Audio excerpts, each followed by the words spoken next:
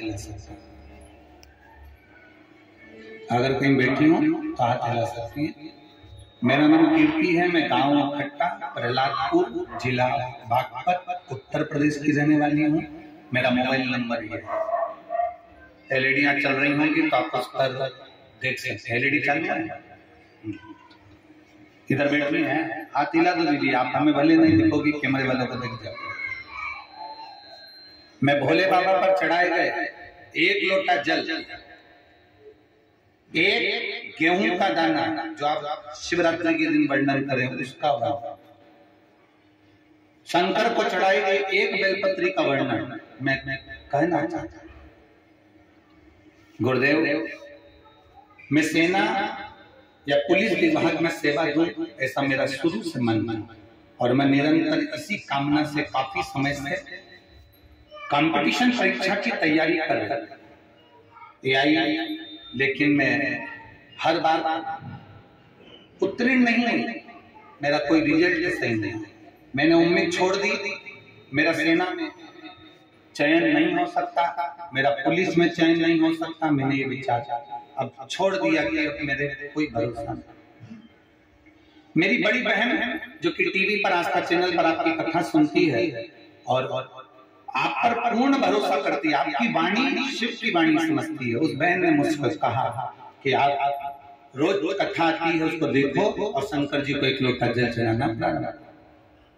मैं शिवालय को जाना प्रारंभ करी, शिव जी को 1 लोटा जल चढ़ाना प्रारंभ करा, पशुपति नाम का व्रत करना प्रारंभ किया। और गुरुदेव, मेरे पास शब्द नहीं कि मैं अपने बाबा का क्या गुणगान करूं।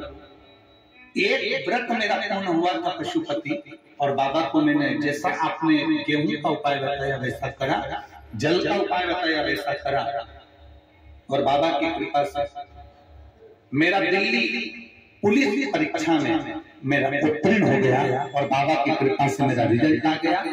और केवल पुलिस परीक्षा में ही नहीं, पुलिस के भी उच्च पद पर बाबा ने मुझे प्रतिष्ठित करा। मैं बाबा को धन्यवाद देने के लिए आई हूँ। और जुलाई 2024 से ट्रेनिंग का क्रम प्रारंभ हो रहा है।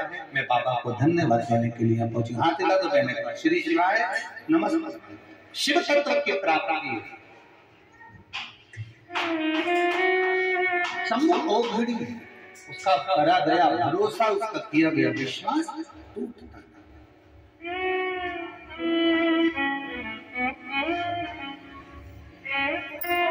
शिव क्रोधी नहीं है,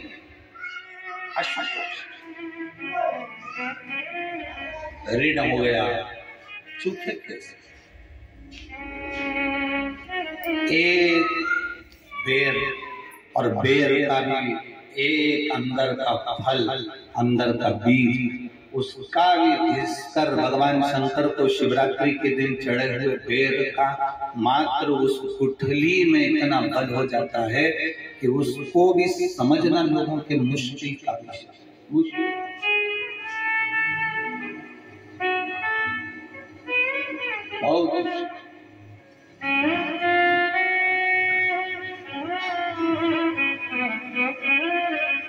आज की चढ़ी हुई बेलपत्र, आज का चढ़ा हुआ गेहूं का दाना, गेहूं का दाना,